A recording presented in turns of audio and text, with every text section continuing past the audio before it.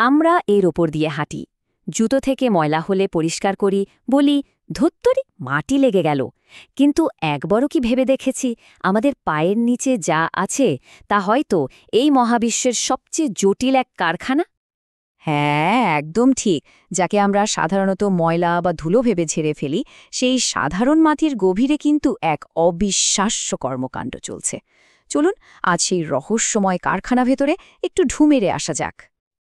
আমাদের এই যাত্রার শুরুটা হবে প্রকৃতির এক অদ্ভুত ব্যতিক্রম দিয়ে, এমন একটা জিনিস যা দেখতে একদম প্রাণহীন, কিন্তু তার ভেতরেই লুকিয়ে আছে জীবনের সব গোপন সংকেত।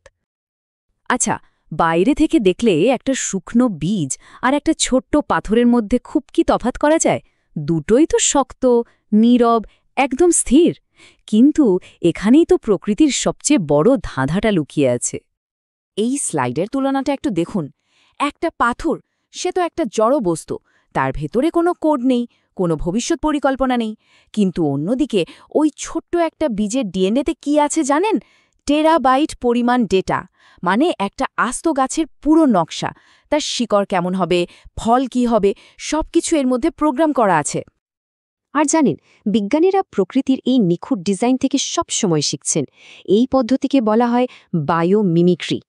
প্রকৃতির সমাধানগুলোকে কপি করে তারা নতুন নতুন টেকনোলজি বানাচ্ছে।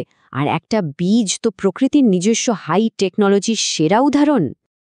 তাহলে ব্যাপারটা কি দাঁড়ালো? একটা বীজ আসলে কোনো প্রাণহীন নুড়ি পাথর না, এটা হচ্ছে একটা জিপ ফাইলের মতো, একটা এনক্রিপ্টেড সফটওয়্যার যেটা শুধু সঠিক পাসওয়ার্ডের জন্য, সঠিক পরিবেশের জন্য অপেক্ষা করছে। আচ্ছা, সফটওয়্যার তো পাওয়া গেল, কিন্তু এই সফটওয়্যারটা চালানোর জন্য যে হার্ডওয়্যার আর অপারেটিং সিস্টেম লাগবে সেটা কই? চলুন এবার মাটির নিচের সেই লুকানো জগতে যাওয়া যাক। এই প্রশ্নটাই কিন্তু আমাদের আরও গভীরে নিয়ে যাচ্ছে। যদি বীজ একটা কোড হয়, তাহলে সেই কোডকে বাস্তবের রূপ দেওয়ার জন্য যে বিশাল একটা পরিকাঠামো দরকার, সেটা কোথায়? উত্তরটা কিন্তু আমাদের পায়ের নিচেই আছে। আমরা ভাবি মাটি বুঝি গাছকে শুধু ধরে রাখে, কিন্তু না, এটা আসলে একটা জীবন্ত, বুদ্ধিমান কারখানা, যেখানে প্রতিটা মুহূর্তে কোটি কোটি কর্মী নীরবে কাজ করে চলেছে। এই কারখানার শ্রমিক কারা জানেন? কোটি কোটি অদৃশ্য অণুজীব আর ব্যাকটেরিয়া। এদেরকে বলা যায় অদৃশ্য রাঁধুনি।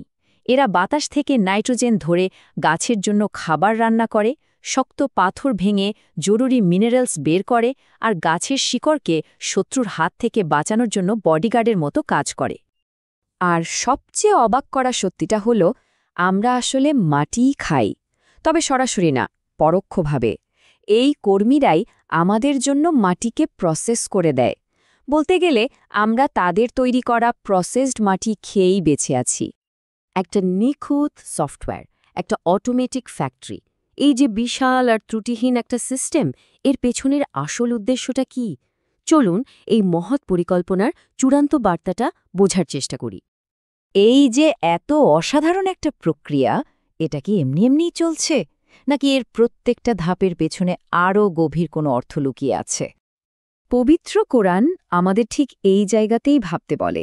এই আয়াতটা আমাদের ক্ষমতার সীমাবদ্ধতা যেন চোখে আঙুল দিয়ে দেখিয়ে দেয়। প্রশ্নটা খুব সহজ, এই যে বীজ থেকে গাছ বের হয়, এর আসল কারিগরটাকে? মানুষ তো শুধু বীজটা পুঁততে পারে, কিন্তু ওই সুপ্ত জীবনের ভেতর থেকে প্রাণকে বের করে আনার ক্ষমতাটা কার? আর এখানেই মূল বার্তাটা একদম পরিষ্কার হয়ে যায়। প্রতি বছর যেভাবে মরা শুকনো মাটি থেকে নতুন প্রাণের জন্ম হয়, কোরআন একে আমাদের মৃত্যুর পর আবার বেঁচে ওঠার সবচেয়ে বড় প্রমাণ হিসেবে দেখায়। মানে যুক্তিটা খুব সহজ।